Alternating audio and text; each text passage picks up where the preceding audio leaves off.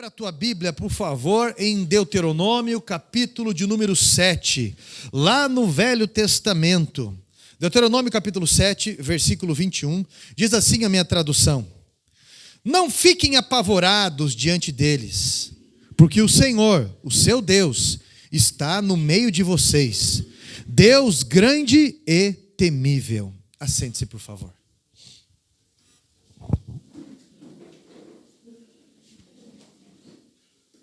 Capítulo 7 do livro de Deuteronômio, ele fala de um momento de conquistas para o povo de Israel. Momentos de avanços e momentos de conquistas.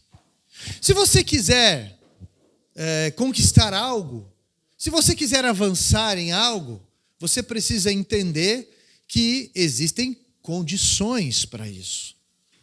Como qualquer pai saudável, naturalmente, ele tem o desejo de nos abençoar. Como qualquer pai saudável, ele tem o desejo de nos fazer avançar, de dar conquistas. Porém, existem hábitos nas nossas vidas que precisam ser expulsos da nossa rotina. Hábitos que às vezes fazem de bênçãos, maldição. Eu quero casar, mas eu não quero respeitar minha esposa. Eu quero aceitar a Jesus como meu Salvador, mas não como meu Senhor. Eu peço para Deus um trabalho e Ele me abençoa, mas depois eu não priorizo a minha fé em Cristo. O que está acontecendo? Existem hábitos que a gente não percebe às vezes na rotina e que prejudicam qualquer conquista. Não é? Então Israel só conquistou, só avançou porque obedeceu. E essa visão de conquistas, ela não acontece somente individualmente. Ela acontece coletivamente. Saber trabalhar em comunhão é uma condição para ter força. Isso é família. Saber trabalhar em comunhão é uma condição para se ter força. Olha só. Eu nunca desempenei parede com massa C2. Ainda mais uma parede com 7 metros de altura. Eu nunca trabalhei em andaime. E eu pensei, bem, como é que eu vou fazer isso agora? Aí Deus enviou uma pessoa para ensinar.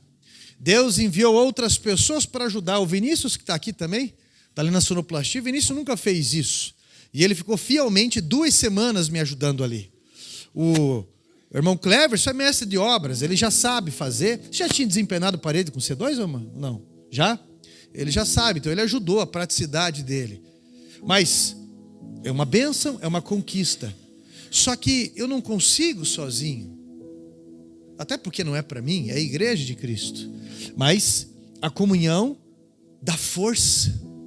A comunhão, ela dá estratégia. Um não sabe, outro sabe. Um tem mais saúde, outro nem tanto. Um tem melhor idade, pode ser para mais, pode ser para menos. Um tem mais recurso.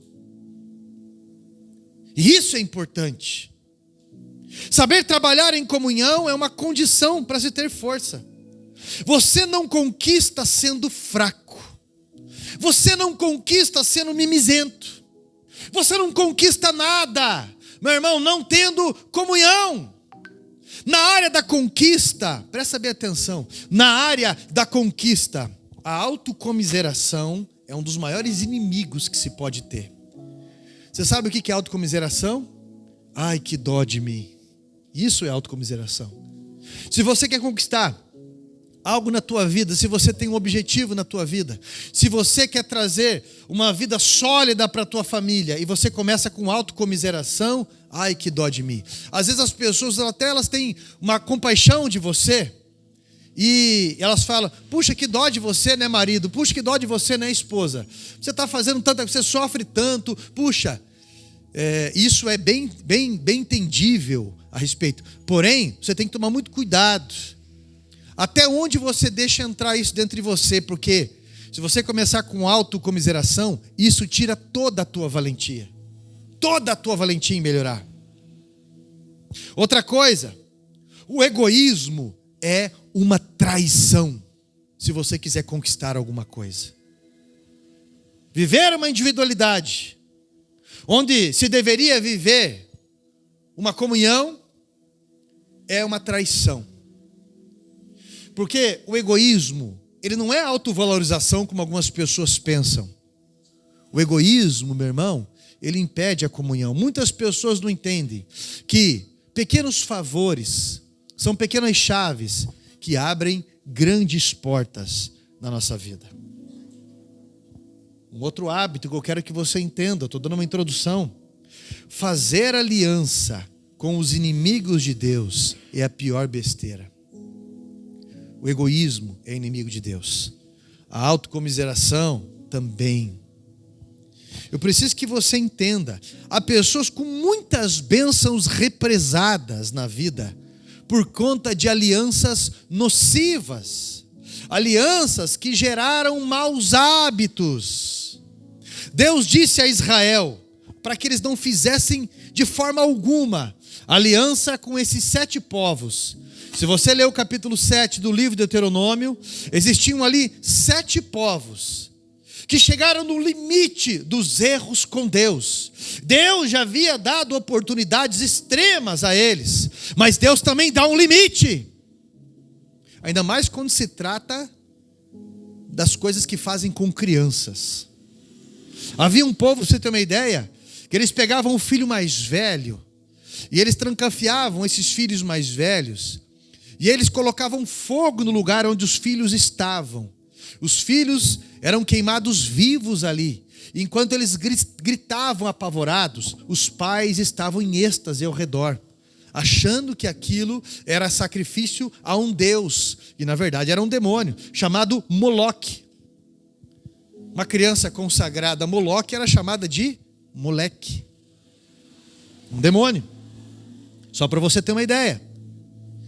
Quando chega no ponto que começam a lidar com crianças, isso fica muito pesado. Isso é um dos grandes limites. Então Deus disse para Israel: vocês não vão fazer aliança com esses povos. Vocês vão aprender coisas que vai fazer muito mal para vocês. Vocês vão começar a pegar jeitos, falas, ritmos, que isso vai destruir vocês. E a realidade naquela época era uma realidade de guerras. Isso era muito comum, era uma linguagem da época. Israel deveria expulsar essas 7 nações e de forma alguma permitir influência. Chegaram no limite da afronta contra Deus. Existiam 7 povos ali. Entre eles, amorreus, cananeus, girgazeus, heveus, ferezeus ou pirizeus. Mas eu quero falar para vocês hoje de um povo que me chama a atenção para iniciarmos essa campanha. Porque cada um desses povos trazia uma realidade de maldição que tem que ser repreendida e colocada por terra. São esses heteus. Quem são os heteus? Os heteus são aqueles que metem medo. Os heteus são aqueles que metem medo. Eu ouvi um relato que eu achei interessante nos Estados Unidos, uma reportagem muito antiga não, um tanto antiga. Eu achei interessante. Você já ouviu, você já deve ter visto filmes americanos que fala-se muito dos calouros que entram na faculdade. Então eles fazem o que chamam de trote. Quando entram na faculdade, eles aprontam um monte, eles fazem pagar algumas coisas, eles zombam muito, eles humilham. E um desses jovens, eles pegaram aquele jovem, amarraram ele numa cadeira, imobilizaram ele naquela cadeira, taparam a vista daquele jovem e colocaram ele do lado da linha de um trem. E então eles falaram: agora você vai ser atropelado pelo trem. E apavoraram aquele rapaz, aquilo que ele estava ouvindo. E o trem estava vindo, e o jovem apavorado caiu da cadeira, se debatia no chão, e o trem vindo, e eles gritando e dando gargalhada, o trem passou. Quando eles chegaram até o jovem não se mexia, eles pensaram, desmaiou, mas o jovem havia morrido do coração. Ele não estava na linha de trem, mas ele estava escutando o trem vindo, ele estava escutando o que os jovens tinham falado para ele. Ele morreu do coração, pela expectativa ruim que ele estava tendo. são os heteus? Os heteus são aqueles que metem medo. São descendentes de Hete, na linhagem de Cã, filho de Noé. Foi o que ofendeu seu pai, expondo a nudez. Noé tinha 3 filhos, Sem, Cã e Jafé. Cã, a Bíblia diz, se você ler o livro dos Hebreus, não a carta aos Hebreus, o livro de Hebreus de Flávio Josefo, ele especifica melhor quando ele fala que Noé bebeu e ficou bêbado. Naquele livro, eu tenho, ele diz assim: Noé, por desconhecer os efeitos nocivos da uva fermentada, ele plantou uma vinha, ele armazenou ali o vinho, e ele bebeu, e a Bíblia diz que ele se embebedou, e ele se descobriu, ele se desnudou à noite, e Cã chegou e viu o pai, e expôs isso para os outros irmãos. Os outros irmãos vieram sem olhar o pai, cobriram o pai. Quando Noé soube a intolerância de um pai, amaldiçoou o neto. Em outras palavras, o que você fez comigo, Cã, o seu filho vai fazer com você. Canaã, o filho de Cã. Então os descendentes de Canaã preencheram em grande maioria a África e um tanto a Ásia. E essa descendência daquela época principalmente se torna inimiga de Deus. Em Gênesis 23, capítulo 1 ao 5, aliás, capítulo 23, versículo 1 ao 5 e o versículo 15, diz ali que quando Sara morreu, Abraão procurou um lugar para sepultar a sua esposa e conversou com os descendentes de Hete. A situação não foi legal, nem amigável. Abraão escolheu comprar um terreno, pagou mais de 400 ciclos de prata para poder sepultar a esposa ali. Abraão compra esse pedaço. Quem são os heteus? Vendedores de sepulcro. Há pessoas que não investem na vida, mas investem na morte. Há pessoas que sepultam sonhos. Eu preciso que você preste bem atenção nessa mensagem, porque eu quero levar você a entender algo principal aqui, e isso tem tudo a ver com família. Você precisa aprender a detectar isso. Você precisa aprender a detectar essa condição. Quando eu assumi a igreja do Sabará, eu escutei algumas besteiras. E uma das besteiras que eu escutei foi que esse lugar já era. Vinham na porta da igreja buscar as pessoas para ir em outras igrejas. E falaram, esse lugar já era, várias vezes. Olha só. Há pessoas que sugam a esperança de outras pessoas. Na Bíblia, Lázaro está morto há quantos dias? Há 4 dias. E de repente vem Jesus e o ressuscita. Aquilo fermentou tanto o coração de algumas pessoas invejosas, que o comentário foi que queriam matar Lázaro de novo. O que é a fala dos heteus? Qual é a tendência? Qual é o ânimo dos heteus? Ela aponta para um hábito deles: botar medo, amargura de espírito. Você lembra de Penina na Bíblia? Lembra, né? Quem era Penina? Esposa de Eucana. E qual era a outra esposa de Eucana? Ana. Parece até um Équio, né? Eucana, Ana. Ana era estéril. Penina tinha filhos, teve vários filhos. Mas os comentários de Penina, as reações, o comportamento dela, despertava o que em Ana? Amargura.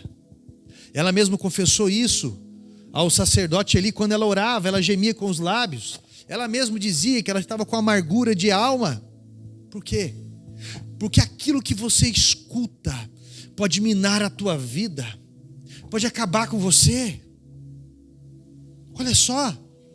Porém, Ana, quando ela depositou aos pés do Senhor, a Bíblia diz que ela fez um voto com Deus, e Deus a abençoou com um filho. Deus abriu a madre dela. Ela não teve só Samuel, ela teve outros filhos também. Tem uma outra passagem na Bíblia, que é a mesma tendência, a mesma entidade que habitava numa mulher chamada Jezabel. Já ouviu falar dessa mulher? Essa mulher Jezabel, se ela existisse hoje em dia, ela não seria uma mulher escandalosa, ela seria uma mulher no salto. Jezabel era uma mulher política religiosa, uma mulher exemplar socialmente, uma mulher que faria programas sociais. Essa mulher era tão estruturada na fé dela, que ela contaminou Israel, porque o pai dela era um sacerdote, que servia a Baal. E essa mulher, ela conseguiu perverter o povo de Israel, trazendo a religião de Baal para dentro de Israel. Em compensação, o seu marido Acabe era um frouxo. Não, é aquele que está na igreja, mas não sabe onde está, o que faz, ou seja o que for. Aquele que não faz, ou que não cumpre, ou aquele que não exerce, aquele que espana. E Jezabel, quem guiou aquela nação na real foi Jezabel. Então Jezabel, ela está ali no canto dela, há vários profetas, há vários sacerdotes, mas a Bíblia diz que o profeta Elias, levantado por Deus, toma uma postura, guiado por Deus, 3 anos sem chover. E olha só que interessante, de repente Elias volta, sustentado por Deus, ele volta e ele fala: agora eu vou fazer um desafio. E a Bíblia diz que tinha 850 profetas, 450 profetas de Baal, e tinha somente o sacerdote Elias. E a Bíblia diz que ele faz um desafio, pega o resto de água que tem em Israel, e ele manda fazer um rego no chão ali, uma pequena valeta ao redor, um córrego de água ali, e o altar no meio. Os profetas de Baal, você conhece a história, não aconteceu nada. Mas quando Elias invocou o nome do Senhor, a Bíblia diz que veio o fogo do céu e consumiu o altar. E a chuva veio, e veio em abundância. Isso é, o profeta Elias, o sacerdote, o profeta Elias, esse homem, ele peitou 850 profetas. Esse homem sustentado por Deus, esse homem, um homem de Deus, valente, corajoso, mas de repente Jezabel solta uma palavra, solta uma frase, dizendo que queria a cabeça dele, dizendo que iria matar ele. O que aconteceu com o profeta Elias? Ele saiu correndo, ele foi para o deserto. A Bíblia diz que ele desejou a morte debaixo de um zimbro, dizendo que não era melhor do que os pais dele. Ele fugiu para uma caverna, ele ficou escondido ali. Ele confessou para Deus que ele estava sozinho, ele achava que ele estava sozinho. Por quê? Porque esse espírito heteu saiu da boca, essa entidade saiu da boca de Jezabel e amedrontou o coração de um homem cheio de talento, um homem valente, um homem de Deus. A aflição tomou conta. Meu irmão, o que está acontecendo hoje com as famílias? Síndrome de pânico, ansiedade, síndromes e mais síndromes. Por conta do que, pastor? Se você ligar a televisão, você vai ver quanto medo as notícias trazem para você. Se você ligar o rádio, as notícias, se você começar a ler, se você for para a internet, você vai ver quão medo são essas notícias. Aí você consegue entender pessoas que estão fugindo para desertos, ou para falsos paraísos, como o mundo das drogas, por exemplo. Pode ser droga lícita ou não, mas pessoas que tomam antidepressivos e só querem ficar dormindo, porque não querem mais encarar essa vida real. Pessoas que procuram várias coisas na vida. Meu irmão, um dia o povo de Israel estava acanhado. Presta bem atenção. Heteus é uma entidade destinada a gerar medo. E se eu casar, pastor, e não der certo o casamento? E se eu engravidar e meu filho vier com problema? E se eu, pastor, abrir a empresa e ela passar por crise ou ela falir?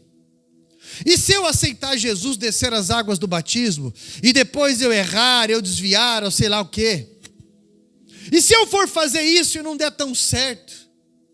Você está entendendo o que eu estou falando? Você está entendendo o que eu estou falando? Pastor, como que eu expulso essa tendência? Como que eu me comporto diante disso? Um dia o povo de Israel estava acampado, faziam semanas já.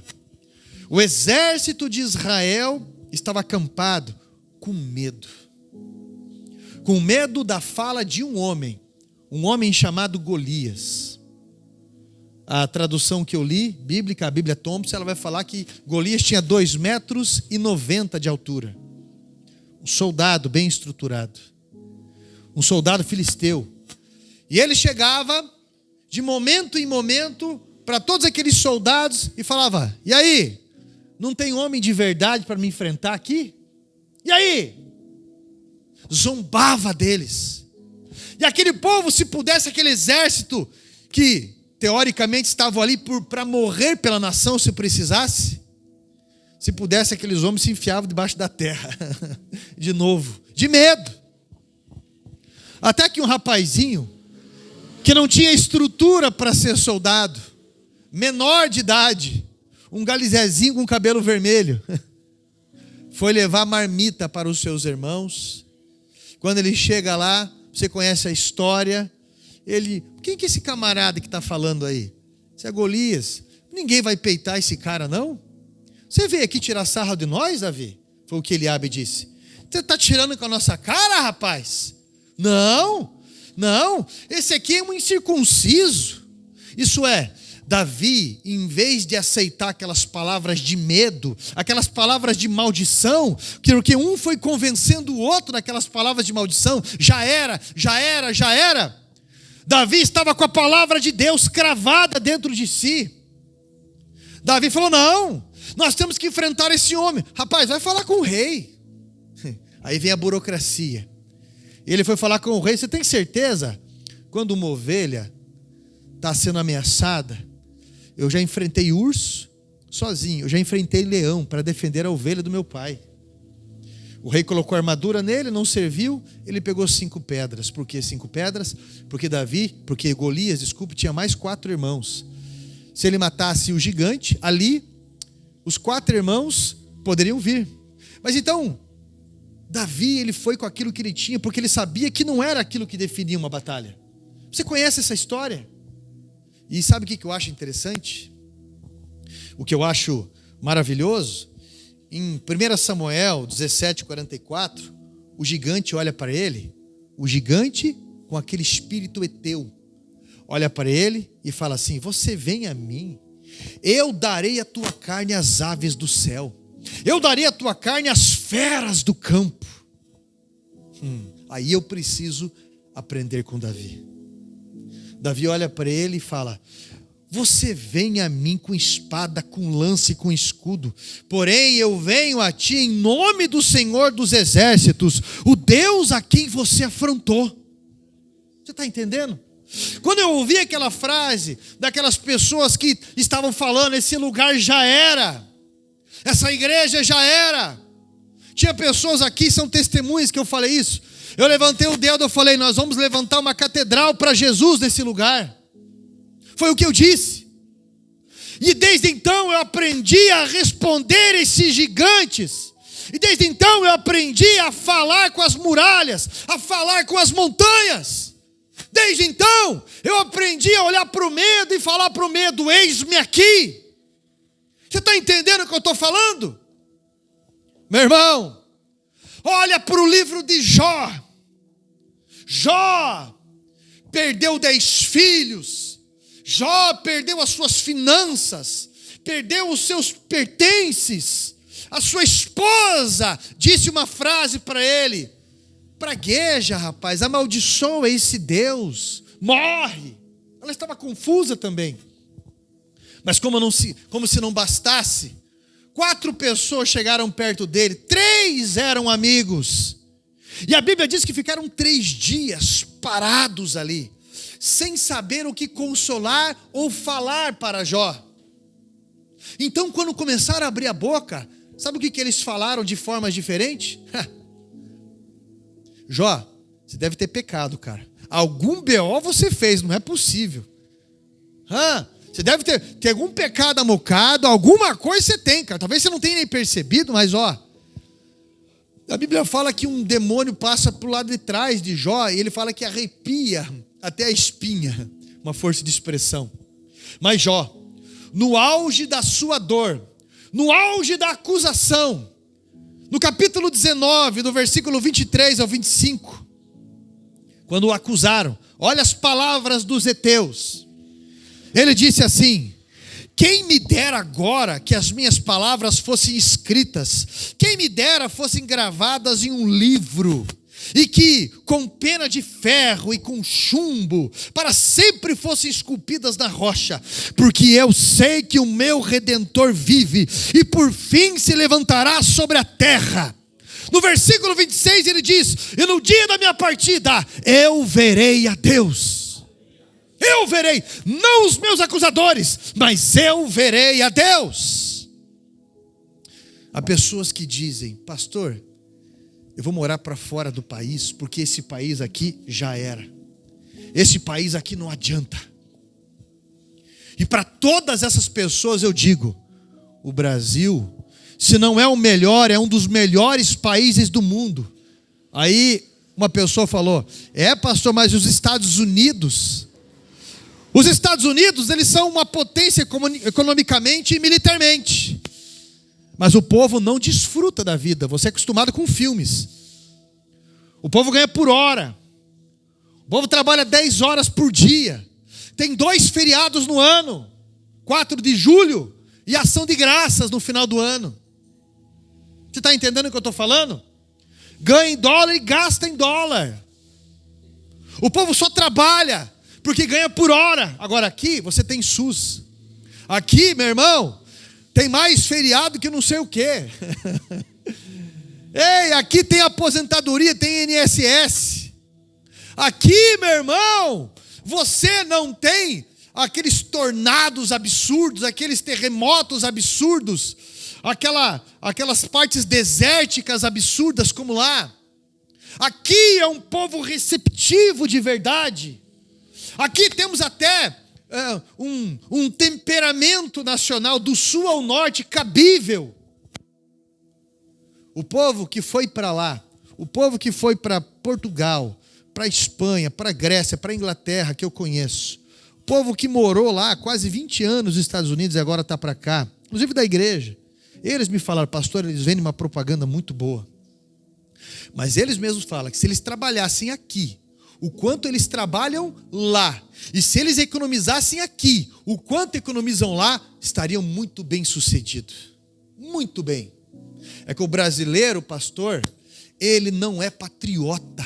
Foi ensinado a ele não ser patriota porque não adianta. E isso é um engano. Então toda vez que alguém fala que o Brasil já era, toda vez que fala que esse país não sei o quê, meu irmão, eu falo: o Brasil é o melhor país do mundo. A liberdade que nós temos. O Brasil é um país espetacular. E outra coisa, meu irmão, o Brasil é o país mais cristão do mundo. Só para você ter uma ideia. O país mais cristão do mundo, em estatística. Isso tenha uma resposta para isso. Talvez na sua família existem falas que acompanharam você muito tempo. Talvez na sua família a tendência, esse espírito eteu, usou frases, palavras que descoloriram a sua alma, descoloriram a sua vida. O provocador de amargura vai cair por terra hoje em nome de Jesus. Aqueles que metem medo vão cair por terra em nome de Jesus. Meu irmão, existem pessoas em pânico. Existem pessoas com síndromes absurdas. E qual que é o antídoto para tudo isso? O antídoto para tudo isso é a confiança em Deus. A confiança em Deus, meus irmãos. Salmo 23, o que diz lá? O Senhor é o meu pastor e nada que te interessa. Não, né? O Senhor é o meu pastor e nada me... É interessante a fala de Davi, quando ele escreve o Salmo 23, essa canção maravilhosa. Ele está falando sobre confiança. Se você ler esse salmo inteiro, ele está falando sobre confiança. O homem que enfrentou, não foi só um gigante não. Golias foi um dos primeiros. Ele enfrentou leão, ele enfrentou urso, ele enfrentou exército, ele enfrentou abandono, ele enfrentou traição, ele enfrentou, meu irmão, o próprio rei com um exército vindo atrás dele. Olha a quantidade de gigantes que Davi enfrentou. Ele enfrentou os próprios filhos sem levantar a espada. Sem levantar. Quando Absalão, por exemplo, se rebelou contra ele, Davi só ficou triste, foi resguardado, mas nunca levantou uma espada para fazer mal para o filho dele. Está entendendo? Esse homem escreveu o Salmo 23 e ele sabia o que ele estava falando como pastor. É a mesma coisa de que o camarada que é médico. Eu não sei se alguém trabalhou no hospital ou se tem algum médico aqui. Eu acho que não tem. Mas eu acompanhava no hospital, naturalmente na parte administrativa, um médico fazendo um transplante de um rim, por exemplo. Meu irmão, ele ficava 12, 13 horas em pé fazendo aquela cirurgia. E outra coisa, com aquela lente ali, forte, aquela tensão, porque ele tem que ligar veia com veia, microveia com microveia.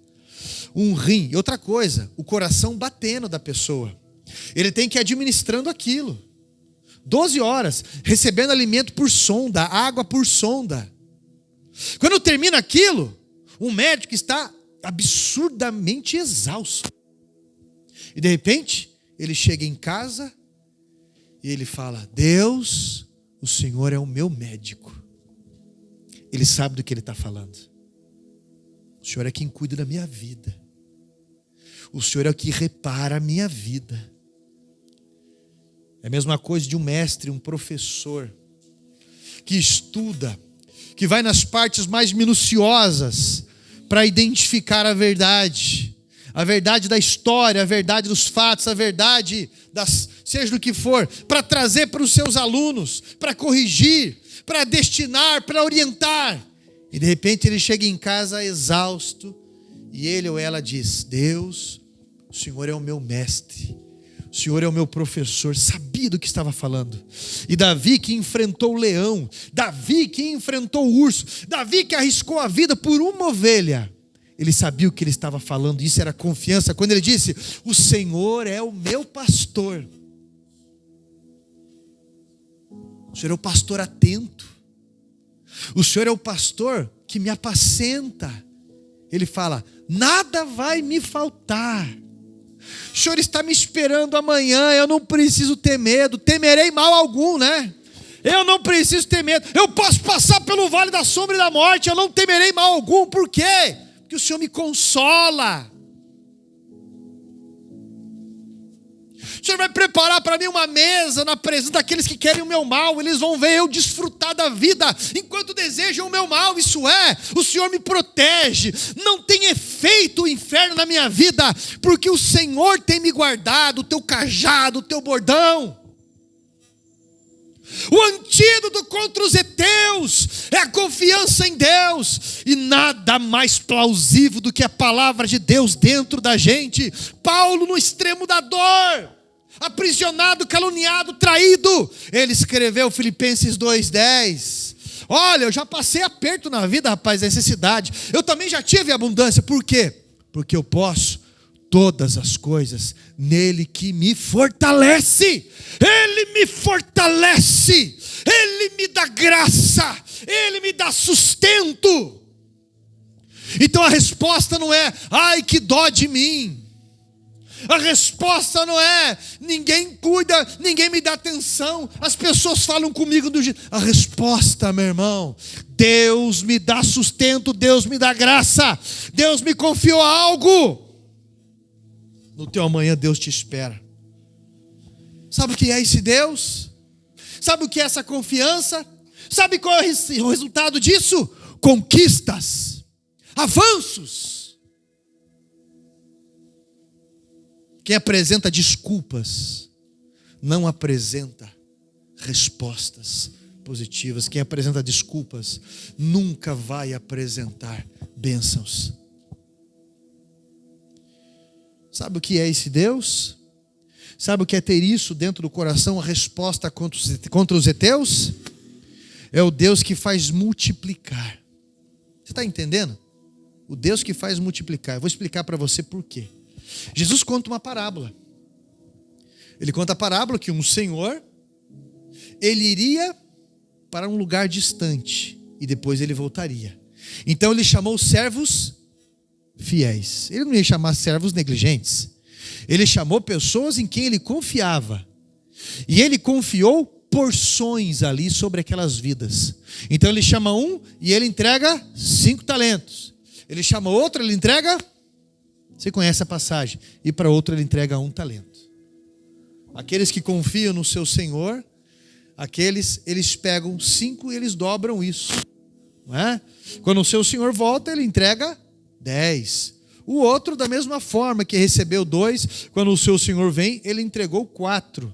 Mas aquele que recebeu 1, apresenta uma falsa humildade. Uma falsa humildade. Falas. Um heteu criou algo dentro dele. Um espírito heteu criou algo dentro dele ali. E ele fala, eu sei que o Senhor ajunta onde não espalha, blá, blá, blá, blá, blá, blá, vem com todo aquele papo ali. E então eu enterrei esse talento. Por quê? Porque não confia no Senhor. Por que eu sou dizimista? Porque eu confio no Senhor. Eu não tenho medo de faltar. Por que eu estou passando meu cartão igual louco aí? Ontem foi 2.700 e pouco só de ferro para fazer uma estrutura boa lá. Para poder fazer aquele paredão de gesso que já estão fazendo. Porque eu confio no Senhor. Quando o pastor Rogério Amorim me chamou ali, na 10ª, ele falou, eu tinha 21 anos, você está preparado para assumir a igreja? Eu falei, pastor, se eu estou preparado, eu não sei. Eu sei que eu não tenho medo, porque Deus falou comigo. Deus falou comigo. Mas eu sei do tamanho do desafio que eu tenho. Porque a pessoa que busca reconhecimento vai ter a pior invertida da vida. Porque você tem a obrigação, mediante a tua palavra. Eu não tenho medo de faltar. Eu tenho medo de não cumprir aquilo que Deus me chamou para fazer. Porque Ele é suficiente. Ele levanta pessoas, nem que seja nos 45 do segundo tempo. Eu já vi situações mudarem de uma hora para outra, 180 graus. Mas eu permaneço na posição da fé. Olha para cá. O que você ouviu que está te botando medo? E você está vivendo igual uma barata tonta. Igual uma pessoa apavorada. Com autocomiseração.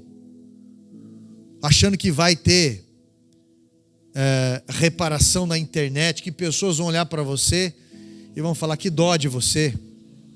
Que pessoas da tua família vão olhar. Meu irmão, você acha? Principalmente o homem, né? O homem, esse tempo atrás eu ouvi um comentário que eu achei bem interessante, né? As mulheres são amadas por quem são, as crianças são amadas por quem são, os cachorros são amados por quem são. O homem não. O homem não é bem assim. É lógico que você vai falar assim, eu amo. É lógico que eu amo meu marido, é lógico que eu amo meu pai, é lógico que sim. Mas o homem que não apresenta, o homem que não tem postura, o homem que não resolve, o homem que não faz... Não. E isso é algo que Deus colocou como responsável lá atrás. Não adianta você achar que você vai ganhar espaço sendo desse jeito mimizento. É a mesma coisa de um pastor, ele achar que ele vai ter conquistas dessa forma. Se o teu marido falou algo, entenda uma coisa. Eu vejo mulheres fazendo cirurgia de todo e qualquer tipo. Eu vejo mulheres que dava para construir uma outra dela desse tamanho assim. E tanta cirurgia que já fez de reparação para tentar enganar a velhice. Porque às vezes o marido fala besteira para ela. Saiba quem você é. Saiba o valor que você tem. Saiba se valorizar. Tenha respostas para isso. Cuide-se bem, mas tenha respostas para isso. Eu achei interessante. Eu olhei para a Vitória, eu lembrei de algo agora. Eu faço muita brincadeira, eu como um bom colérico, e geralmente é brincadeira ácida. Talvez ela nem lembre disso. Mas eu cheguei para ela uma vez, eu falei: meu Deus, Vitória, que tamanho de pé que é esse? Ela olhou para mim e falou assim: ué, o pé na proporção da minha altura. Mas ela está segura disso. Porém, eu chego para uma outra pessoa e falo assim: meu Deus, com essa sandália ficou com um pé gigante. Nunca mais apareceu com a sandália.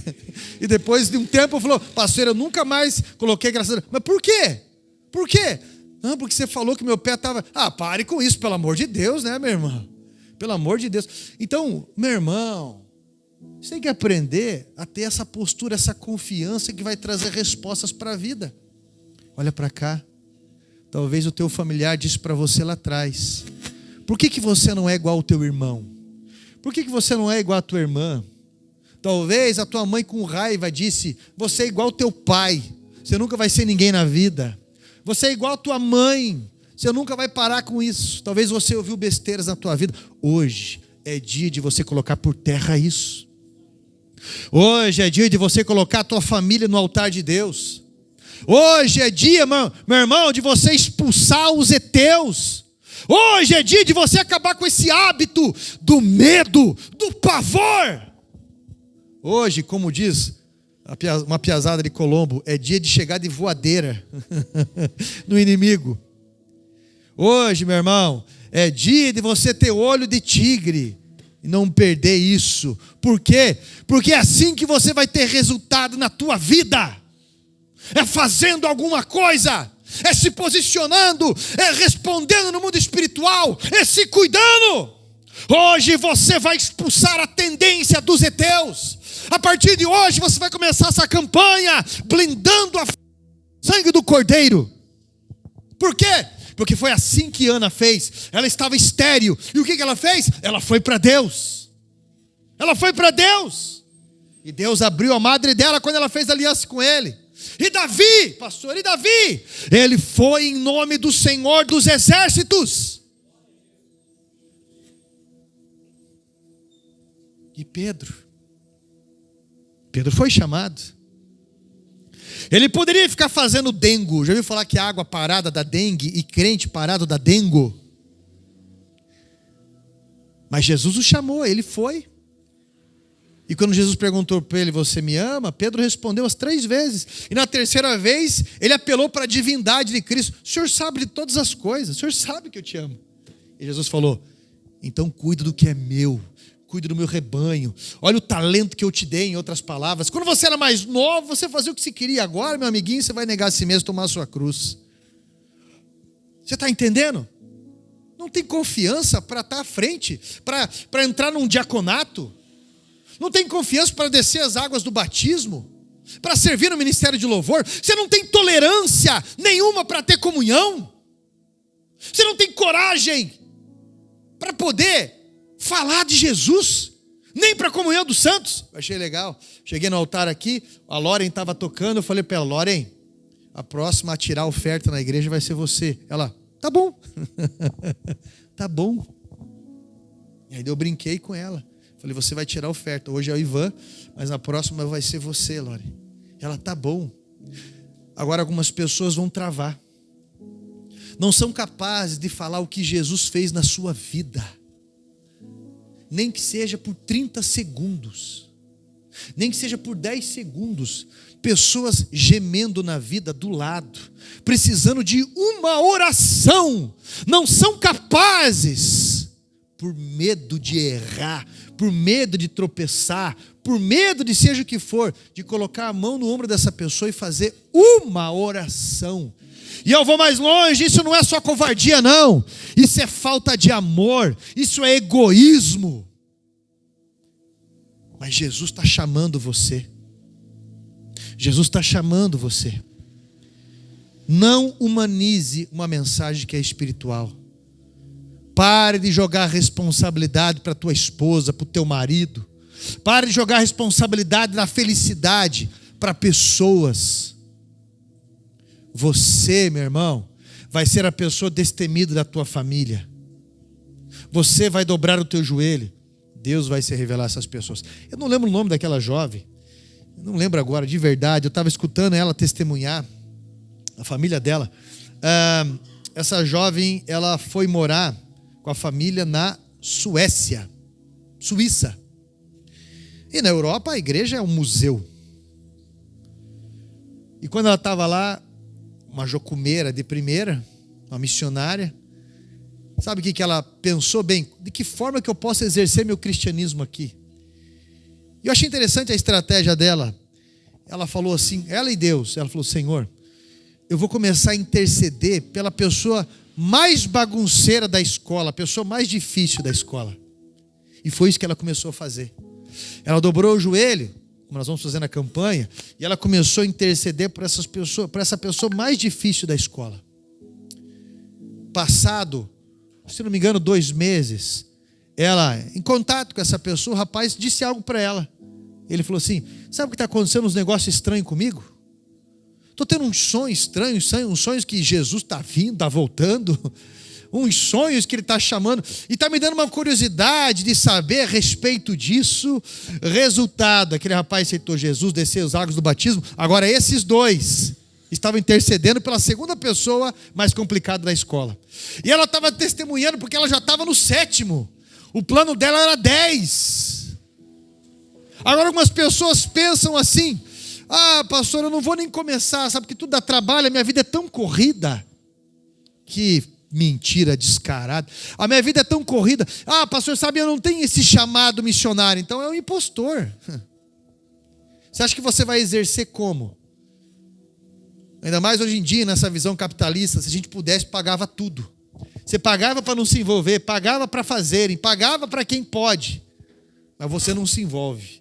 Porque se envolver dá problema. Se envolver, aparece o teu orgulho, machuca o teu ego. Se envolver, meu irmão, mostra os resquícios da comunhão.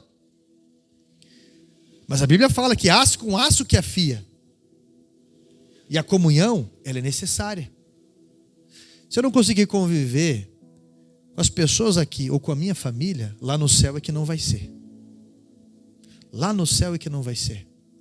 Hoje, meu irmão, você é quem vai ser o tapador de brechas lá dentro da tua casa.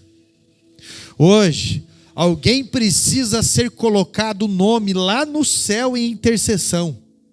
A partir de hoje, você vai entrar nessa campanha comigo e vai dobrar os joelhos toda quinta-feira por 21 semanas, para que o Espírito Santo, para que Jesus se revele a essa pessoa de uma forma maravilhosa e poderosa.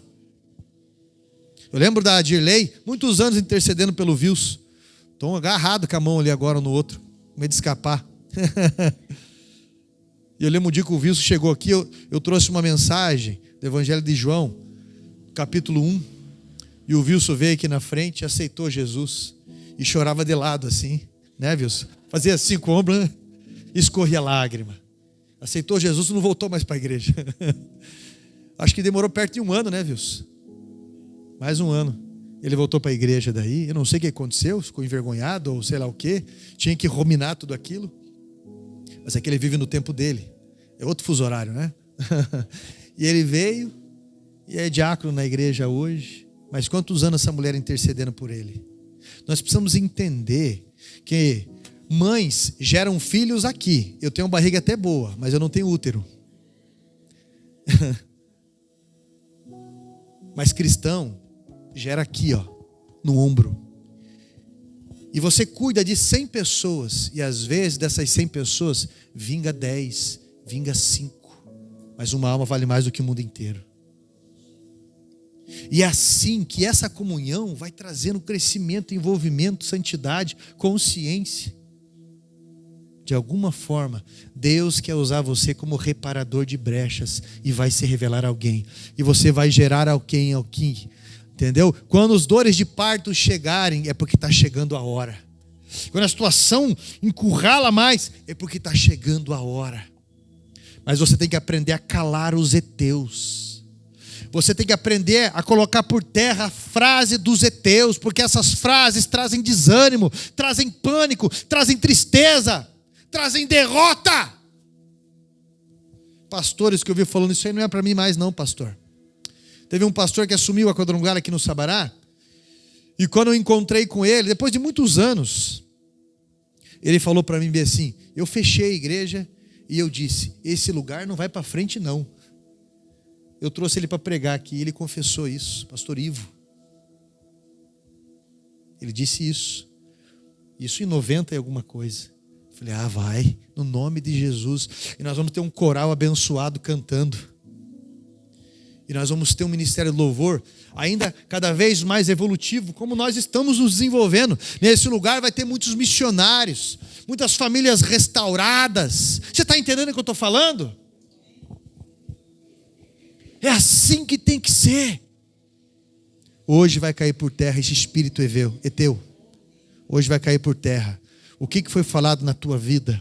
O que fica ecoando na tua alma que amargurou a frase de alguém? Meu irmão, você tem que entender que maior é aquele que está em nós do que aquele que está no mundo. Você precisa entender que você tem que reter as palavras de Jesus e tomar cuidado com as ciladas satânicas. E eu vou convidar você, meu irmão, a se colocar em pé em nome de Jesus. Porque hoje você vai expulsar a tendência dos heteus, no nome de Jesus Cristo.